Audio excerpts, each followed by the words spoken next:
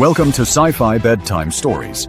Don't forget to like and subscribe so you don't miss new stories. Welcome to Sci-Fi Bedtime Stories. Please like and subscribe for future journeys.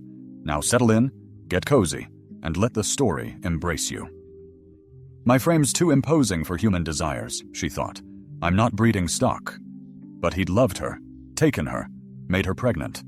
The air clawed, a chemical furnace blistering lungs, leaving a metallic tang. Karnak 7 offered no sanctuary. Sunlight knifed through smog, glinting off wreckage, illuminating cracked plains with a jaundiced glow. Distant terror rig skeletons leaned like tottering giants. Oscar Crane squinted behind dusty goggles, adjusting his mask. His wrist scanner flashed. Humidity, temperature, air toxicity, all flirting with danger. Borderline, he muttered. Livable, barely. Oscar, once a planetary bioengineer on Europa Prime, surrounded by pristine labs and predictive models, had lost everything in the breach. A rogue pathogen, his wife. He'd sealed her dome, a decision that haunted him. 5 years. He drifted now, contract to contract, embracing the Forsaken. Karnak 7 was such a place. Remote, collapsing, populated by breeding program rejects, displaced miners too destitute to flee. His task, assess reactivating the Red Verge Terra hubs, a salvage district. For 6 days, he traced grid patterns. Then, a flicker. Silver on gray. A woman, tall, violet-skinned, kneeling by a junction box, her arm inside. Not dressed for protection, just tattered fabric clinging to her chest. Legs wrapped in thermal scraps, wired together.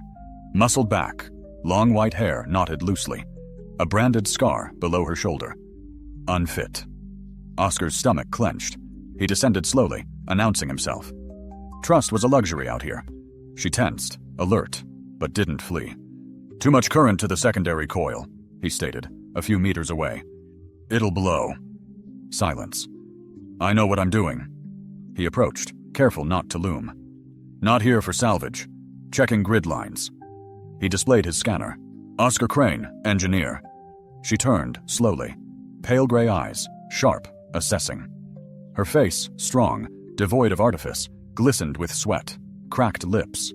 He held her gaze. She reached for an empty flask. He offered his canister. Clean, he said. Filtered. She took it, not with gratitude, but the grim acceptance of one used to scarcity. Vi, she said, the name a weight. Feline women rarely shared names with outsiders. Breeding blocks? Her jaw tightened. Used to be. Oscar knew the feline caste system measured every curve. Vi, almost 7 feet tall, ample hips, heavy breasts and thighs. Fertile, but deemed too large, too unruly. Cast aside. They pulled the unfit from Sector 8 last year, he said softly. They did, she replied. I ran. A flat statement, no embellishment. She returned to the conduit. Oscar watched, silently. Her movements were precise, efficient. Education denied, she taught herself. Pulse mirror for the secondary regulator, he observed. That's not easy. Not hard, she countered, if you don't rush. You could work in mainline repair. They don't hire people like me. He didn't argue. He crouched, running scans nearby. Vi remained silent, and Oscar respected that. She tolerated his presence. The next day, she was there. So was he. She barely acknowledged him, just tossed him a broken regulator. He fused a connector pin, murmuring, might still be good, as the coils went clean. A fierce nod confirmed it, the spark of something new. Not friendship, not yet, but more than nothing. They fell into a rhythm, midday work, shared rations, separate silences. But she stopped flinching when he passed her tools. She began asking for materials by name. She even let him sit closer. On the 5th night, the storm descended with brutal speed. Red Verge storms were unlike anything Oscar had witnessed on other colonies. The wind didn't whistle. It shrieked. The sky turned from brown to black, dust blinding optics as electrostatic surges danced across metal. You had perhaps 3 minutes to find shelter before your skin began to peel. Oscar had been logging terrain in the southern trench when his scanner crackled with the alert. He bolted toward the nearest refuge, a grounded skimmer wreck, a storm sanctuary for salvagers. He slid the panel shut, breathing hard, then heard a frantic pounding. Turning, he saw Veri, her fist slamming against the exterior, her eyes wild. hair streaked with sand and grit. He yanked the door open and pulled her inside. She collapsed just within the hatch, coughing, covered in filth, her skin faintly glowing in the dim light, more from heat than health. Her wrap was soaked, clinging tightly to her body. "You should have been closer to shelter," he said, offering a filtered towel. "You think I planned it?" she snapped, then took the towel. She wiped her face, then her arms, slowly regaining control as her breathing evened out. The skimmer's interior was cramped, barely enough room to sit side by side, yet they sat in shared silence, listening to the wind tear at the metal outside. After a while, Vary broke the quiet. "Why do you keep coming back?" Oscar looked at her steadily. "Because you shouldn't be out here alone." "You think I'm weak?" "No," he replied. "I think it's dangerous, and I don't want to find your body under a pile of scrap one day."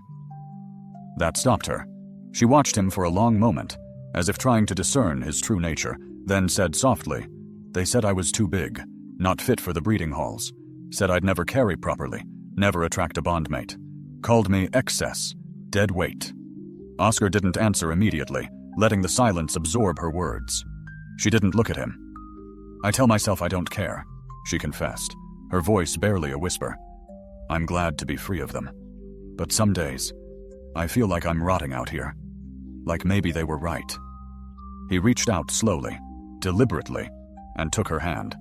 Rough from calluses, dirt ingrained beneath her nails, but warm. "You're not broken," he said, his voice quiet. "You're surviving. That's what matters." She didn't cry. She didn't speak again, but she didn't release his hand. Outside, the storm raged. Inside, for the first time in years, something held steady. A moment not forged from fear, duty, or shame, but simply two people breathing the same air, sharing the same quiet space. Tomorrow would bring more work, more danger, but for now, this was enough. The storm passed after 4 hours, leaving a fine film of red grit on every surface. The air felt clearer, cooler, yet charged.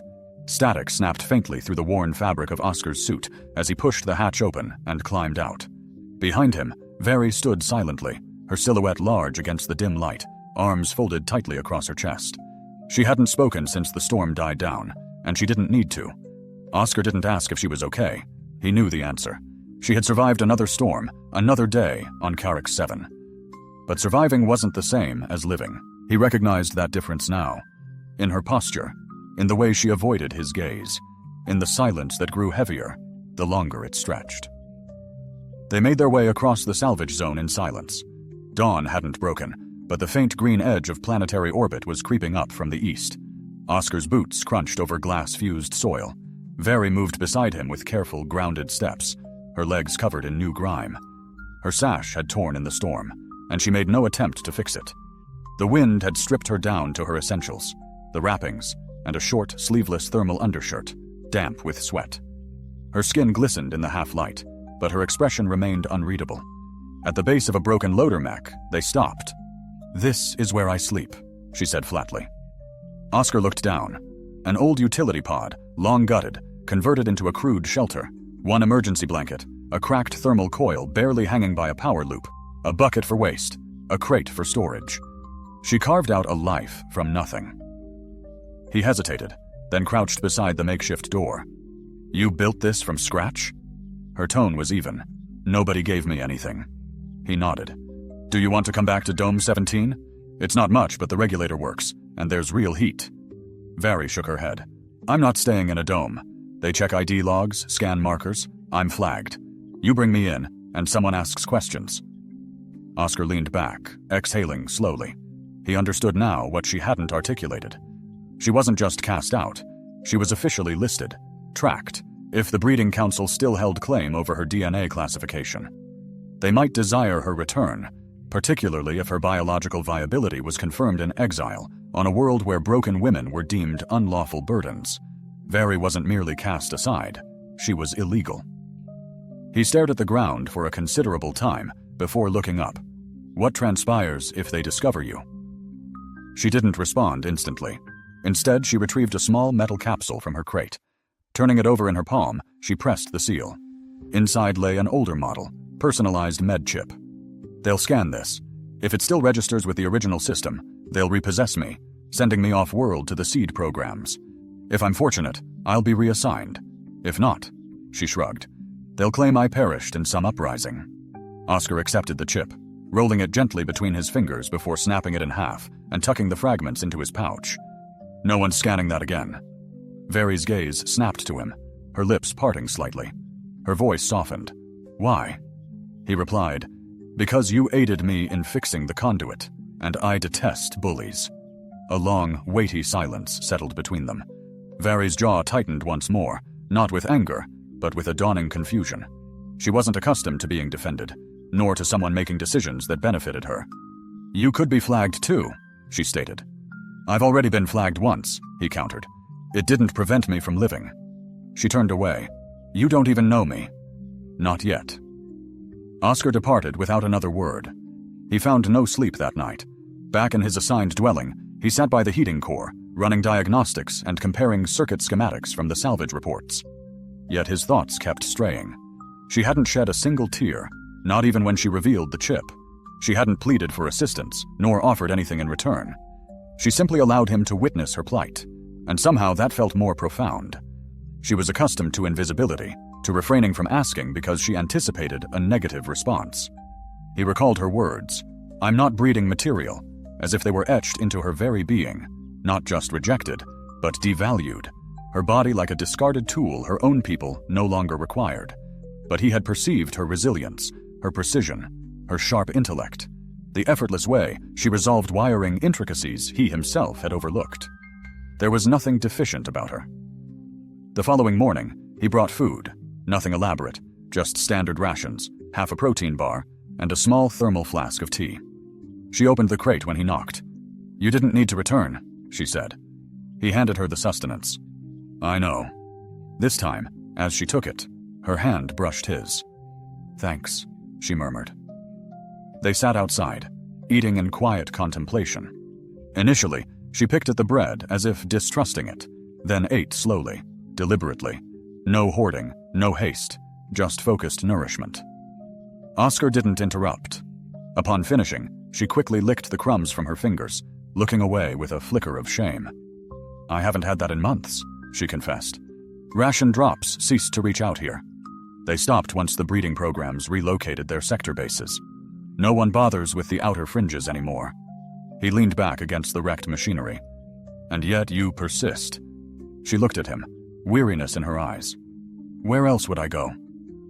He had no fitting reply. They spent the day mending a fractured energy coil in the salvage yard. Vary ascended the structure with effortless grace, her considerable frame balanced expertly on corroded girders with practiced care. At one point, Oscar, looking up from the ground, caught sight of her silhouette against the sun. Long limbs, defined calves, dust-streaked skin. She moved not with shame for her body, but with an assuredness born of knowing precisely the space she occupied. That night, she approached him without preamble. He was securing his dome when the outer hatch hissed open, and she stepped through, cloaked in dust, arms bare, eyes cast downward. She stood by the entrance, uncertain. I don't want to be alone tonight, she whispered. Not for intimacy, just... I don't want the silence. Oscar nodded and stepped aside. She settled near the thermal core, cross-legged. He offered her a blanket. She remained silent for a long while. Then in a voice barely audible, she revealed, they said if I ever bore a child without authorization, they'd sterilize me. That my genetic lineage would be tainted. That I was disposable. He turned to her, his voice firm. You are not disposable. She met his gaze. You don't understand. I understand enough to recognize someone who remains standing after being discarded. That isn't disposability. That is strength.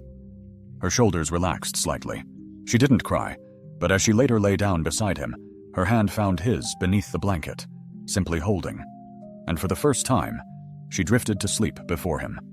Oscar gazed at the ceiling, listening to her breathing.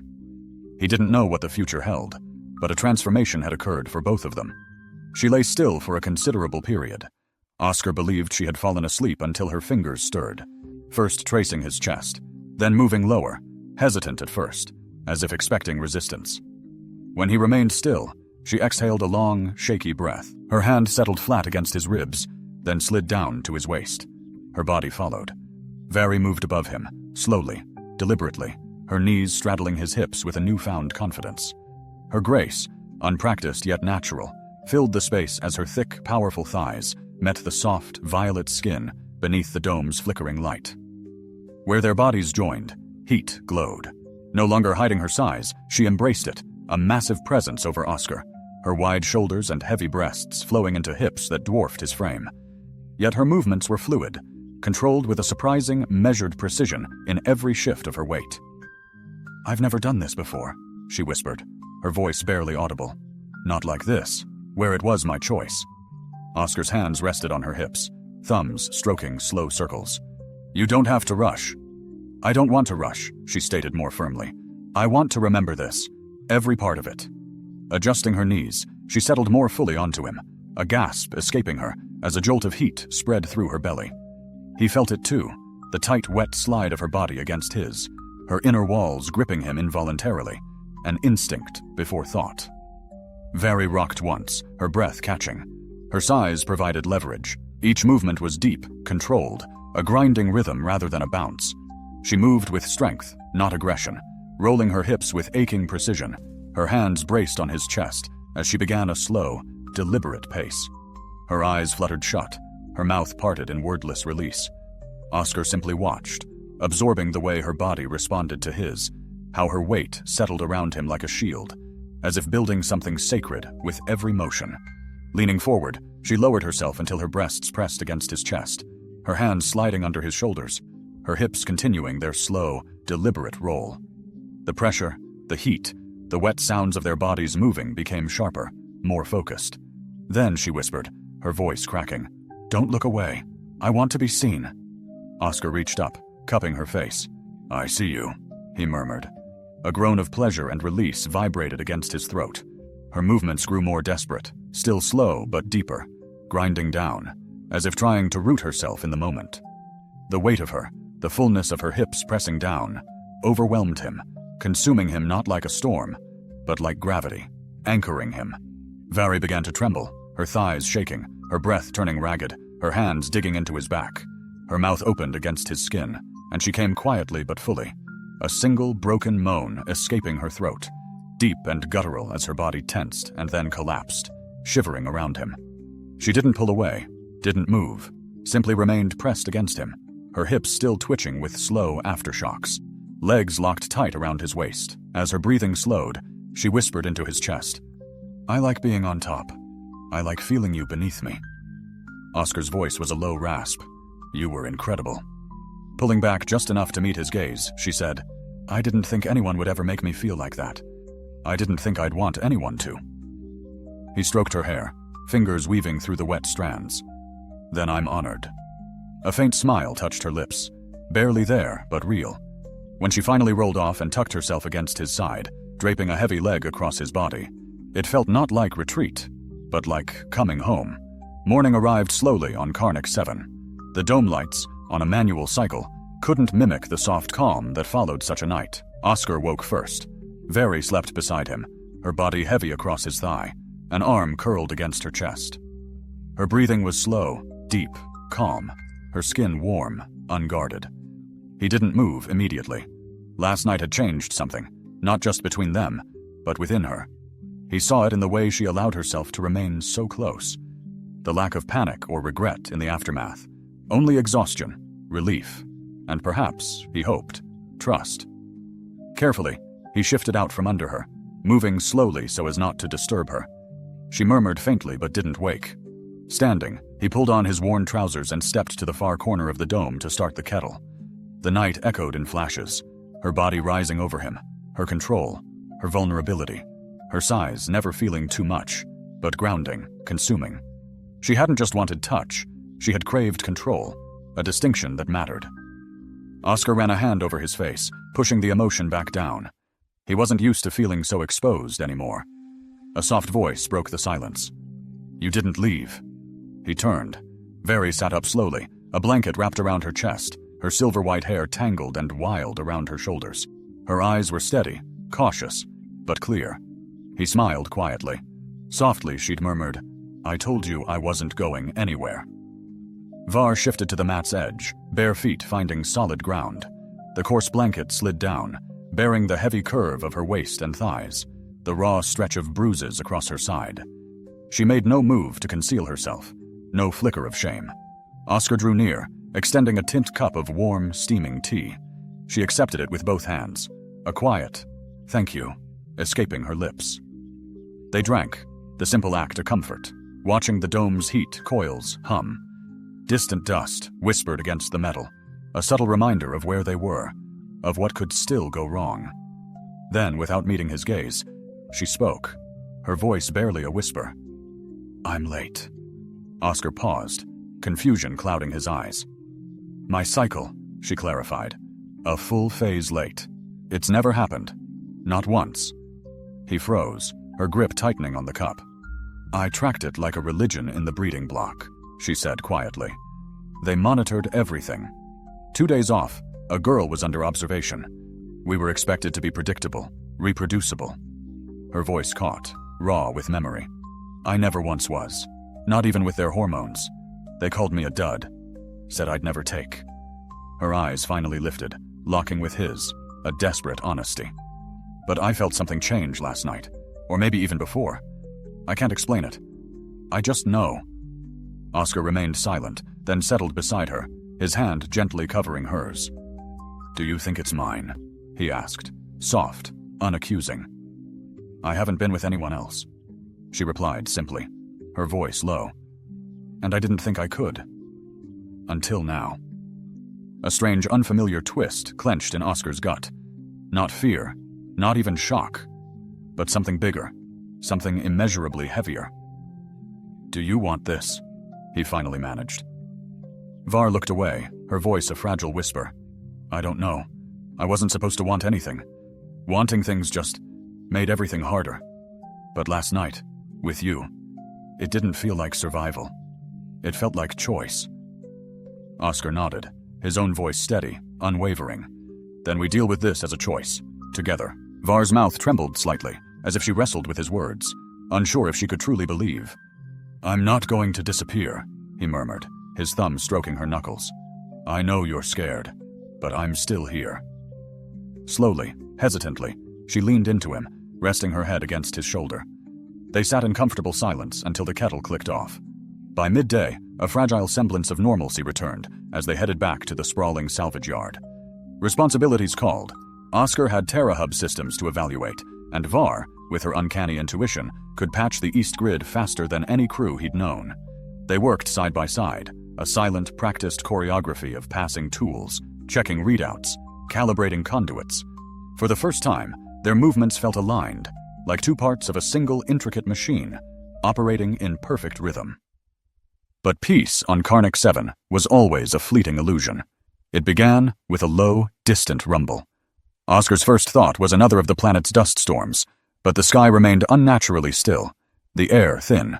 No lightning cleaved the bruised horizon. Then, unmistakable, came the whine of engines. A sleek, single-pod skiff, its hull an ominous black, trimmed with cobalt. Not a miner, not a salvage crew.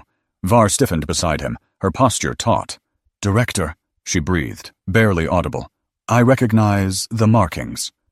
Oscar's mind raced. "They're doing scans, hitting outer districts, checking for runaways, especially women. Those discarded, but still of childbearing age." Her eyes, once shadowed, were now sharp, hyper-alert, sweeping for concealment. She moved, a blur of motion, vanishing into the labyrinthine trench network behind the power array. Oscar followed, dropping into a crouch beneath the heavy shadows of an old scaffold. They listened, the skiff hovering low. Voices, amplified, barking harsh orders. A search team, 2 or 3 at most. Standard director behavior, minimal personnel, maximum intimidation. "They'll carry biometric sweepers," Var whispered, her voice tight. "Even if the chip is gone, they might catch traces of prior scan logs." Oscar's mind raced. Can they detect human DNA mix? Her hesitation was palpable. If they're running gestational traces, maybe. If they suspect, they'll test. And if they find a feline female carrying unauthorized cross-species offspring. She didn't need to finish. The unspoken horror hung heavy. Oscar rose, his decision forged. "We need to get you out of here," Now. I'm not leaving you, she retorted, firm. I'm not staying behind, he countered, resolute. But if they scan me, they won't see you. You're not registered in my logs. If I distract them, I'll be flagged. Better me than you. And a child. Her eyes burned with fierce, protective fire. She stepped forward, pressing her palm to his chest. No, she said, unwavering. We don't split up. Not now. Not ever. His hand covered hers, a silent pact. I know a way out, he said, his gaze locked. South Ridge, a geothermal waste shaft, old smuggler tunnel, connects to the skiff yards. We use it tonight. She nodded, slow, then softer. If I'm pregnant, I want to keep it, just so you know. Oscar didn't flinch. Good, he said. They spoke no more, for from that precise moment forward, everything became about escape, about survival, not as two, but as one. The night came swiftly to Karnak 7. No moons, just a cold expanse of dead satellites and broken rigs, reflecting frigid starlight. Oscar moved with practiced efficiency near the supply crate behind Dome 17, stuffing rations and thermal packs into a scavenged duffel. His hands were precise, his mind mapping paths, risks, worst outcomes. Var stood vigilant at the clearing's edge, her silhouette sharp against the rust. Beneath a stark, lit skyline, she wore a coat Oscar had salvaged weeks prior, stitched from discarded worker uniforms and heat-shielded tarps. It fit imperfectly, her strong shoulders straining the seams, sleeves ending short of her forearms, yet she offered no complaint. Her focus was sharp, scanning for patrols, listening for the hum of engines, the echo of boots, the murmur of voices. She remained largely silent throughout the evening. Oscar approached, sliding the pack over one shoulder. We move now, he murmured, before the first scan cycle. Var offered a single, acknowledging nod. They navigated the salvage field in hushed unison, the ground a treacherous mix of dry grit and sharp metal shards. They clung to the shadows, weaving through derelict structures and the husks of broken skimmers, staying low. Every sound amplified in the quiet. Var's footsteps, though heavy, were measured. Oscar's breath hitched with each pause in her stride. About 15 minutes in, she stopped near a fractured cooling silo, pressing a hand to her lower abdomen. Oscar immediately turned. You okay? He asked. She didn't answer instantly, just nodded slowly. I think I'm just feeling it more tonight, she said, her voice low. Oscar moved to her side. You mean, he began. Not pain, she cut him off. Just a weight, like my body is already changing. He looked at her, this tall, formidable woman made even more striking by the quiet vulnerability in her eyes. We'll find safety, he vowed. We'll get through this. She offered no words, simply resumed walking.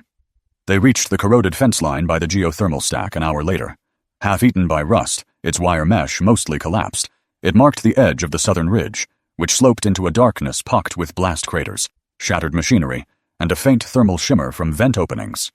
Oscar retrieved an old access map, checking it under low light. There, he pointed. Service hatch about 200 meters down. It'll be covered, but I know the latch release. They made it halfway before the sound. Boots, voices, flashlights. A search party, far closer than anticipated. Var cursed softly. Oscar grabbed her hand, pulling her towards a ditch beside a rusted crane mount. They dropped low, bodies pressed into the slope, hearts hammering. Two figures passed, no more than 10 meters away, armored, one sweeping a beam array. They spoke in clipped tones. Sector clear, moving east, no signs of civilian presence.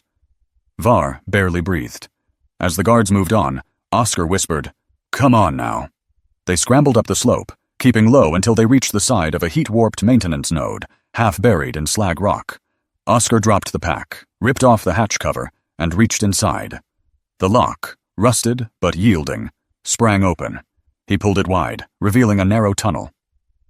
Barely shoulder width, plunging into darkness, Var stared into it. That's small. You'll fit. Oscar smirked. I wasn't asking. Despite everything, Var climbed in first. Her broad frame scraped the sides, but she moved with practiced strength, bracing her hands and pushing with her legs. Oscar followed closely, sliding the hatch shut. Inside, the air was thick with heat and dust. The tunnel curved downward, illuminated sporadically by the faint red flicker of old utility strips. The path was uneven, sloped, littered with loose debris and broken pipe fittings. They crawled for what felt like an eternity, until the tunnel widened into a cavernous chamber, once a pump access node, now hollow and filled with warm vapor. Oscar dropped in. "We can rest here," he announced. 5 minutes. Var nodded, sinking heavily against the wall. Sweat gleamed on her forehead. She shed the coat, revealing her undershirt clinging to her chest and sides. She breathed heavily. "You sure you're okay?" he asked. She looked at him. "I'm pregnant, not fragile." Then softer. "Yes, I'm just tired." He knelt beside her. "Do you regret last night?" he asked, his voice suddenly quieter than intended. She blinked. "No," Oscar exhaled. I need to know you were in control. You chose it." "I chose you," she said firmly. "Not just the moment." Then her voice faltered, just slightly. "I never thought I'd say that. Not to anyone." He leaned forward, pressing his forehead to hers. "I'm honored, and I'm not going to let anyone take that away." They remained like that for a while, the air warm but not oppressive, the silence a sanctuary. When they finally rose to move onward, she pressed her hand to her belly once more. "This time," she smiled. "Let's go," she said. "We're not just running. We're going somewhere now." Oscar nodded, and for the first time in a long time, so did he. The tunnel narrowed again after the chamber, angling downward into a serpentine path carved between the geothermal bedrock. The air grew thick with mineral steam, sour and sulfuric, heavy in the lungs. Every few meters, a burst valve hissed, or a ceiling pipe dripped scalding condensation onto the floor below. Most would have turned back. Var kept moving. Her shoulders scraped the upper supports more than once. Her thighs barely fit through certain bends, but she never complained. Oscar followed close, one hand ready. His gaze flickered between her steps and the decaying overhead supports as she moved, his eyes lingering on her lower back. She didn't falter, yet her breathing grew shallow, tighter. "You okay?" he asked, his voice a low rumble. "I can keep going," she replied, her words a whisper. "Just don't stop." But he saw it, the subtle shift in her gait, the way she instinctively braced herself against the wall, favoring her left leg. The immense pressure of simply existing, compounded by the nascent life stirring within, was taking its toll. Even she hadn't fully grasped how rapidly the changes were manifesting, but her body was already speaking volumes. They reached a junction, the node choked with rusted symbols. Oscar consulted the worn map on his wristband. "Left tunnel, south shaft," he stated. "Another hour, maybe less." Vari nodded, her shirt plastered to her back with sweat, a flush rising on her cheeks that went beyond mere heat. He swung open the hatch, and the floor vanished beneath them. A half-rotted beam, buried in debris, gave way as she stepped forward. Her leg plunged into the darkness. The rest of her followed, too quickly to anticipate. Oscar reacted instantly, lunging, his hands clamping around her wrist, anchoring himself against the jagged sidewall. "Hold on!" he yelled. Her free hand scrabbled at the edge, nails scraping against metal. The void below was an abyss, utterly dark, without end. "I've got you," he grunted, his arms burning, muscles locked in a desperate struggle. With a guttural roar of exertion, he began to pull her up, inch by agonizing inch, until her hips scraped the lip of the opening. She pushed, he pulled, and with a final heave, she slid free, collapsing onto the tunnel floor into him. They lay there, a tangled heap, gasping for air. Vari rolled away, her chest heaving, and stared blankly at the ceiling. I didn't," he stammered, his voice raw. "I had you," she murmured, not moving, but pressing both hands protectively, instinctively, to her lower stomach. "I felt it," she whispered. "Something small, shifting inside me." Oscar sat up, dirt clinging to his arms, his shirt torn. "It's okay. You're okay." She turned to him, her eyes sharp. "No, listen to me. I felt it. This isn't just theory anymore. It's real."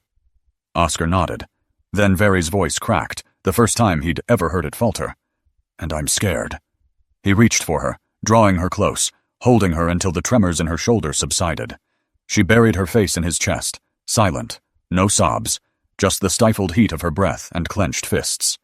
"I can't go back to being livestock," she finally confessed. "That's what they'll call me if they discover. If they know there's a viable embryo." They won't care if it's yours, he vowed. They'll test it, slice it, use it, then erase me. They won't touch you. You don't know that, she replied. He looked at her then, truly looked. You're right, I don't. But I'll kill to make sure it doesn't happen. I'll die if I have to. She stared at him, caught between wanting to strike him and wanting to kiss him, then let out a soft, dry laugh. No one's ever said that to me before. Not and truly meant it. I mean it, he said, leaning into her again, his lips brushing her neck. Tell me something true, she whispered. About you. He hesitated. My wife, 5 years ago. Europa Prime containment breach in our facility. I sealed the door with her inside. Vari went still. I followed procedure. There wasn't time. She was exposed. I stayed on comms with her until the end. I didn't even cry at the funeral. Vari's hand moved to his chest, slow and firm. You live like someone waiting to be punished, she observed. Maybe don't. He turned to her. Why not? Because I need someone who chooses to survive, now, not just endure. That stopped him, chilling him to the bone. Then he nodded. They sat in renewed silence for a long moment before continuing their journey. Later, as they pressed onward, she slipped her hand into his, a silent promise, and didn't let go. When they finally reached the end of the shaft, Oscar Pride carefully opened the emergency maintenance hatch and climbed the last few meters to the surface. He pushed it open tentatively, scanning the wind-swept ridge. Cool, quiet, no lights, safe. He turned, reaching back down to lift Vari through. She emerged slowly, gasping the alien air, her eyes blinking against the distant starlight above. We made it, she whispered, her voice filled with a fragile hope. He offered a small smile. There's a dockyard 3 kilometers east, unmarked. I know someone with a skiff. If they're not there, we find another way. Vari stood, the wind tugging at her loose shirt, her hair a wild halo around her shoulders. She turned to him, her expression unreadable, then said, Let's start walking, human. He fell into step beside her, and together, beneath the shattered sky of Carrick 7, they ran toward the only thing left worth pursuing, a life not defined by mere survival, but by the fierce, desperate struggle for choice. The ridge was sharp and dry beneath their boots, the soil cracked and baked into plates by relentless exposure and the planet's slow collapse. The wind whipped sideways across the slope, tearing at them, stinging their faces with grit. Carrick 7 was indifferent to their escape.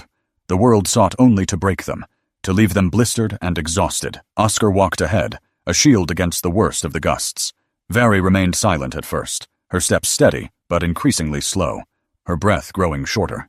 Sweat traced rivulets down her neck, soaking the collar of her shirt. She moved as if pushed, her body a testament to the brutal journey, a beacon of life against the desolate landscape, carrying a future that defied the dying planet.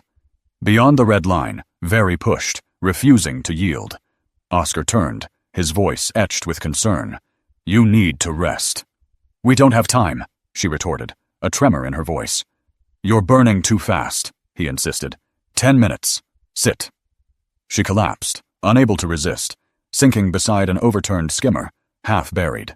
Its metal radiated residual warmth. Leaning back, she closed her eyes. I'm fine, she mumbled. Just too hot. He knelt, the back of his hand cool on her sweat-slicked forehead. Her pulse, though rapid, was steady, a testament to her desperate push. He retrieved a ration bar, snapping it, offering half. Eat. She took it, a slow bite, her fingers trembling slightly. Not fear. Her voice was barely a whisper. Fatigue. I wasn't built for escape. I was built to be bred, fed hormones, evaluated weekly, measured from ankle to crown. Nothing I am was meant to survive this. Oscar met her gaze. And yet, you are. Her eyes flickered open. You say it like it's strength, but sometimes I think it's just desperation. Doesn't matter, he affirmed. Whatever gets you to the next step is what matters. I won't let you burn out now. She looked away, her resolve settling. Minutes later, they were back on their feet, tracing the old power line remnants along the ridge. The dockyard was a ghost on official maps, unused for decades. But Oscar clung to Harvin's coordinates, a smuggler who owed him a life debt for an oxygen regulator fix. He prayed Harvin hadn't skipped system. As they crested the ridge, Oscar's hand shot up, a silent command. They dropped, pressing flat behind a weathered metal slab. Below, less than 100 meters across the barren basin, a black skiff hovered, its blue struts and directorate sigil stark against the dawn. A patrol. 2 officers swept the ground with handheld arrays. A third paced impatiently by the open hatch. Very froze beside him, her breathing quickening, ragged. "Go wide," Oscar whispered. "Backtrack 30 meters. There's a collapsed well chute. We go under." "They're too close," she hissed. "If they catch us, they won't." Her gaze met his, raw with vulnerability. "I'm not fast right now." "Then I'll slow down," he vowed. They began their slow retreat, crawling low, Oscar clearing a path through the debris. Very followed, one hand pressed to her distended belly, as if shielding it from every jagged threat. Her pregnant body was a clumsy burden for stealth, yet she moved with grim, deliberate precision, each painful step calculated. They reached the well chute, Oscar prying the lid free. Inside, the tunnel was a cool, dark maw, slick with moss and condensate. It promised passage beneath the plateau, beyond the patrol's searching eyes. They moved single file, Very's strained breathing echoing louder in the claustrophobic silence. At the far end, Oscar clambered out first. The exit opened onto the forgotten outskirts of the dockyard. Skeletal platforms, rusted pylons, a crumbling tower with its single persistent signal beacon. And there, near the edge, sat Harvin's skiff, battered, old, but undeniably whole. A triumphant smile touched Oscar's lips. "He's here." Very struggled up behind him, gasping, her fingers clawing at the lip of the exit. But as she cleared it, a sharp voice shattered the silence. "Hold it!" 2 Directorate scouts, weapons raised, surged forward. Oscar threw himself in front of Very. "Don't," he barked. "She's unarmed, pregnant. Take me." A warning shot ripped dirt beside his foot. "Step aside," the officer snarled. "The feline female is classified breeding property. She carries unauthorized hybrid tissue under Section 9 genetic regulation." "I don't give a damn about your regulations," Oscar roared. Very's hand clamped his arm, pulling him back. "Oscar, run! Go to the skiff." "I'm not leaving." He shoved her toward the dock, then moved himself, not with strategy, but a desperate, primal speed. He lunged, slamming the first officer's rifle skyward.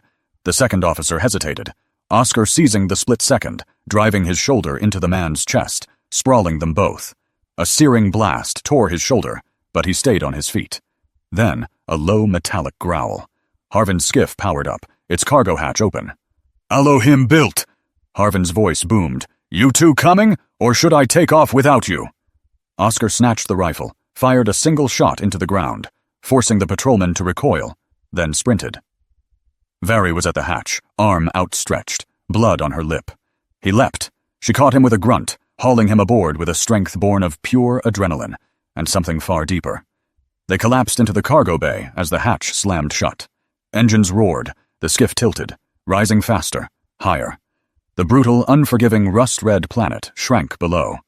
Very lay on the floor, chest heaving, reaching for his hand, gripping it tight. "I thought I lost." "You almost did," he rasped, his voice a raw whisper. Her hand, trembling, moved to her belly. "I don't want to run," she breathed, her voice catching. "Before," she continued, "I didn't see a reason to run toward anything. But now—" He leaned in, his lips brushing hers, a tender kiss against her bruised skin. "You don't have to run anymore," he whispered, his voice thick with emotion. "You're free." Silence descended, broken only by the ship's quiet hum as it escaped orbit. The stars were their silent witnesses. For the first time, neither looked back. Brevi, their destination, emerged. A pale golden disk veiled in clouds and scattered islands. No patrols, no oppressive insignia, no interrogations. Just a weary little station circling a weary planet, officially a refueling hub, unofficially a haven for those seeking a fresh start. Oscar sat beside Very, his hand gently holding hers, as Harvin's skiff began its descent. She'd been quiet during the flight, her escape having drained her strength, yet she'd never released his hand. They landed outside a half-buried facility, a thermal-shielded dome nestled amidst moss trees and pale green ferns. Harvin switched off the engines, then turned. "This is as far as I go," he said, "but the medic here doesn't pry. She's good, and I owed you this." Oscar nodded, rising. "We're even," he said. Harvin's voice softened. Good luck, Crane. He helped Very down, her steps slow and unsteady, her hips aching from their arduous journey. But her posture was different, upright, no longer concealing her body. She walked like someone healing, finally seen. The dome was quiet, its interior lined with old technology, yet clean and functional. A gray-haired medic, her joints gleaming with synthetic replacements, greeted them with a neutral expression, gesturing toward the back. Oscar helped Very onto the exam table. The medic used a biometric wand, its light flickering over Very's abdomen. A hum, then a flat tone, a faint rhythm, a heartbeat. Very's eyes widened. It's early, the medic said softly, but it's real. No defects, a mixed genome, no cellular rejection, strong fetal attachment. Congratulations. Very stared at the screen, tears welling. They always said I was defective, she whispered, her voice trembling with a mixture of disbelief and joy. Oscar embraced her, his arms wrapping around her waist. They were wrong, he murmured. She nodded, her body shaking, not from pain, but from the overwhelming release of a lifetime of suppressed hope. She was whole. They spent the night in a small room, the walls thin, the lights dim, yet warm and safe. Very nestled against Oscar, her head resting on his chest. What now? She asked. He thought a moment. We register under new names, move south. There's a settlement along the equator that needs help with terraforming. I can work the towers again. You can rest, or not. It's up to you. And if anyone comes looking, we make sure no one finds us. She looked up at him. I want a name, she said, for the child. He smiled. Yes. He stroked her hair. You pick. After a moment, she whispered, Kay. Kay, he repeated softly. And if it's a girl, she added, I want her to have my last name. He held her close, then finally said, Then she will. They didn't sleep immediately. Later she rose and stood by the window, the twin moons of Brevi casting shadows on her back. Oscar watched, memorizing her strong shoulders, curved hips, silver hair against her violet skin. She stood not as someone cast out, but reborn. She turned to him. I'm not breeding material, human, she whispered. He smiled. You're everything. As the dome lights dimmed and the jungle wind whispered outside, Oscar and Very held each other close, no longer running, no longer surviving, but beginning.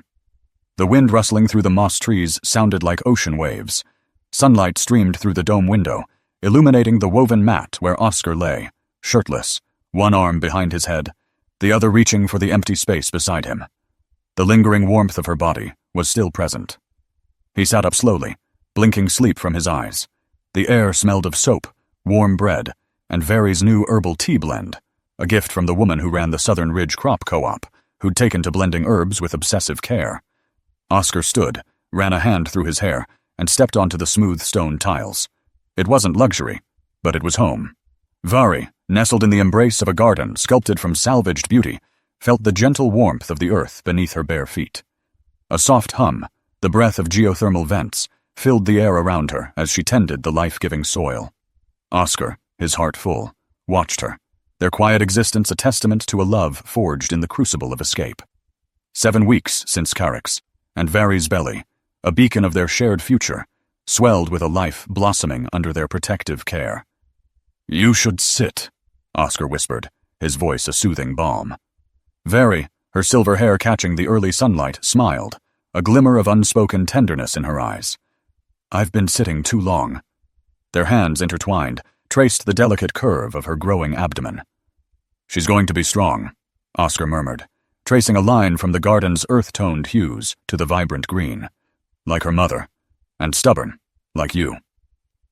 Their shared labor, tending to the precious seeds and plants, was as profound as any technical marvel.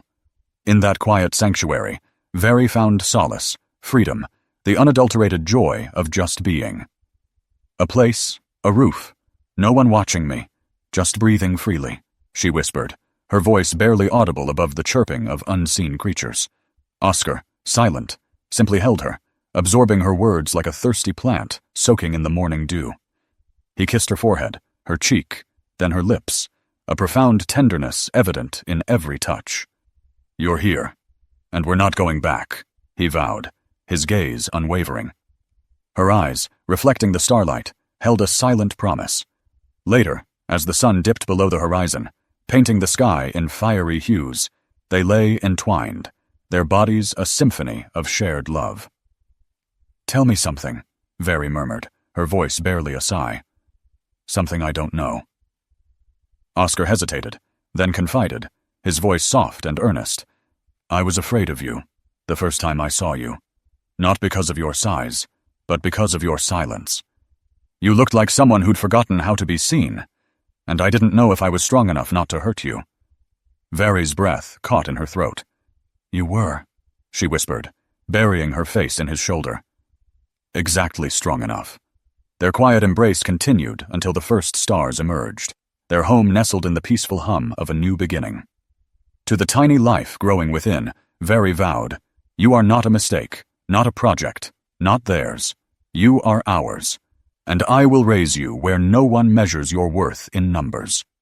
Oscar's hand rested over hers, and the baby inside kicked, a joyous echo of the love surrounding them. Their laughter, a sweet melody amidst the rising twin moons, resonated with the promise of a future brimming with love, where no one could ever take away the joy of their shared home.